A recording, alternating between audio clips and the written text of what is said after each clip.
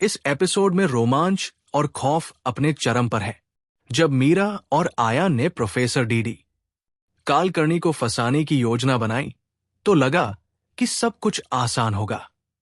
लेकिन हवेली में घटित हुआ हर कदम, हर चाल बन गया जीवन और मौत के बीच एक खतरनाक खेल।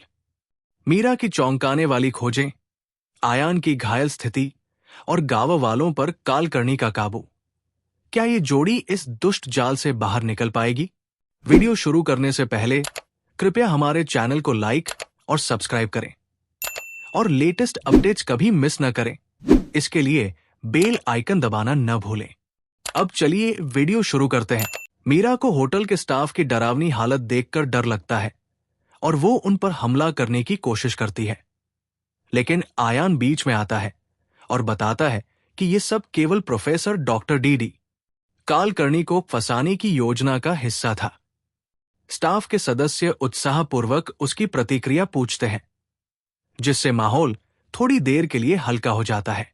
हालांकि मीरा गांव वालों की दुर्दशा बताते हुए टूट जाती है। वो स्वीकार करती है कि आयान सही था, होटल के अंदर स्टाफ सुरक्षित है। वो बताती है कि कालकर्णी ने उस पर हमला किया, जिससे वो बेहोश हो गई और जब जागी तो होटल में पाई। गुस्से में वह फिर से कालकर्णी को मारने के लिए बाहर निकलती है। कालकर्णी होटल में घूम रहा है, अनअवेयर कि मीरा उसे कुल्हाड़ी के साथ पीछा कर रही है।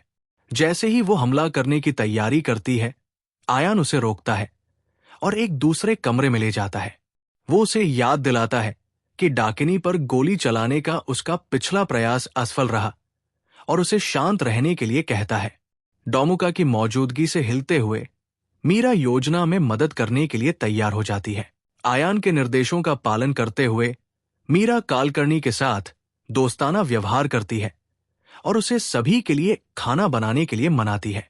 योजना के अनुसार वो उसे व्यस्त रखती है, जबकि स्टाफ सोनू सहित मिक्सर चलाकर उसका ध्यान भटकाते हैं।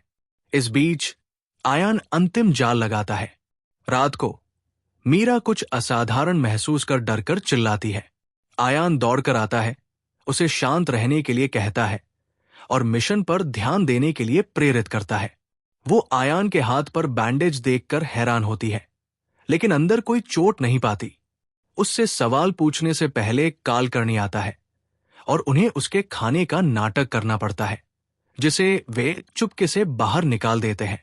जाल फंसता है, स्टाफ मृतकों का नाटक करता है और कालकर्णी को बाहर लुभाता है, लेकिन योजना विफल हो जाती है। आयान प्रोफेसर का मजाक उड़ाता है और उसका पीछा करता है, लेकिन घायल हो जाता है और कालकर्णी उसका मजाक उड़ाता है। इस बीच मीरा पाती है कि गांव वाले भी कालकर्णी के नियंत्रण में आ गए हैं और केवल सांस रोककर बचती है। जब वो आयान को घायल और असहाय पाती है, कालकर्णी की हंसी गूंजती है और मीरा वही खड़ी रह जाती है।